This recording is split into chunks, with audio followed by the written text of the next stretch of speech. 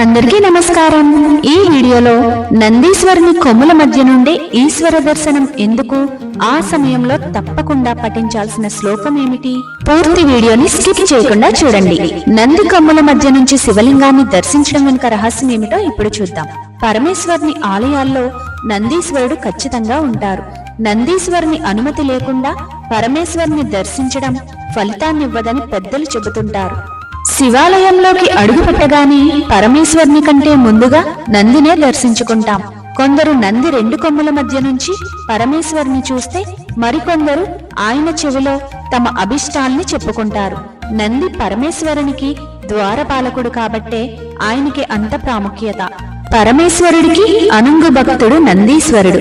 నందీశ్వరునికి కొమ్ముల మీద ఎడమ చేతిని ఉంచి ఆయన వెనుక భాగంలో కుడి చేతితో స్పృశిస్తూ ఈశ్వర దర్శనం చేసుకోవాలి। ఇలా దర్శనం చేసుకునేటప్పుడు భక్తుడు తన శిరస్సుని వంచుతాడు। ఆ విధంగా పరమేశ్వరునికి సర్వస్య శరణాగతి చేస్తూ అహాన్ని ఇహాన్ని వదిలి ఈశ్వరుని కోరడం ఒక భావన।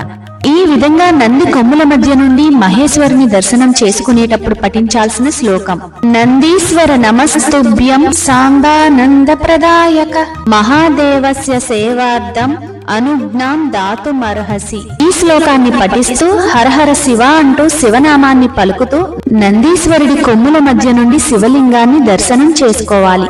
ఇలా చేసినట్లయితే వేద పఠనం చేసినటువంటి ఫలితము, సప్తకోటి మహామంత్ర జప ఫలితము లభిస్తాయని, పాప పరిహారం అవుతుందని పురాణాలు చెబుతున్నాయి। అందుకనే ఆలయకారకుడు నందిని తన వాహనంగా చేసుకున్నాడు। ప్రతి శివాలయంలోనూ శివలింగానికి ఎదురుగా నంది విగ్రహం ఉంటుంది। ఆలయంలోని మూల విరాట్ దర్శనం చేసుకునే సమయంలో మనసుని భగవంతునిపై కేంద్రీకరించాలి। అందుకే గర్భాలయంలో చాలా చిన్న అఖండ దీపారాధన మాత్రమే వాడతారు। మరే ఇతర దేవాలయాల్లోనూ లేని విధంగా శివాలయంలో మాత్రమే నంది కొమ్ముల మధ్య నుంచి శివలింగాన్ని చూస్తారు।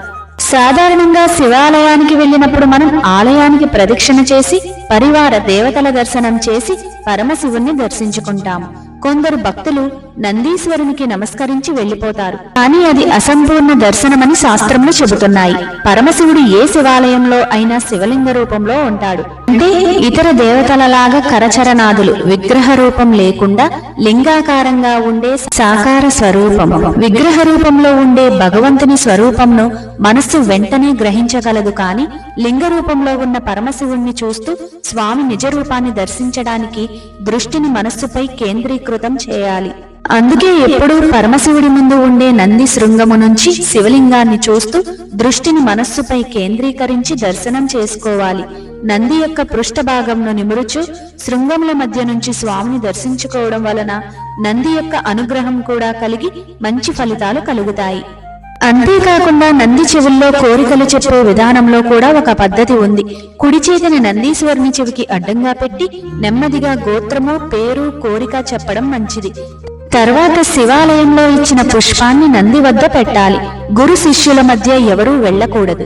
అందుకనే నంది విగ్రహం పైన కొమ్ముల మధ్య నుంచి శివ దర్శనం చేసుకోవాల్సి ఉంటుంది। శంభుడు త్రినేత్రుడు, ఆయన త్రినేత్రం తెరిస్తే సకల చరాచర జగత్తు తల్లడిల్లుతుంది। అందుకనే నేరుగా శివుని ముందుకు వెళ్ళకూడదని పెద్దలు చెబుతారు। దీంతో ముందుగా ఆయన వాహనమైన నంది కొమ్ములపై వేళ్లను ఆనించి దర్శనం చేసుకున్న అనంతరమే మందిరం లోపలికి వెళ్ళాలి। దీన్నే శృంగ దర్శనం అంటారు।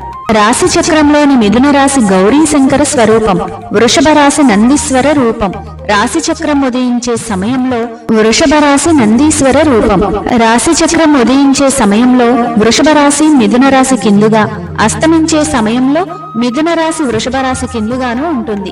ఆ కారణం వలనే శివుడు వృషభ వాహనుడు, వృషభధ్వజుడు అయ్యాడు। వృషభం యొక్క వృషభ భాగాన్ని స్పృశిస్తూ శివుని దర్శించటం వల్ల విధి విహితం।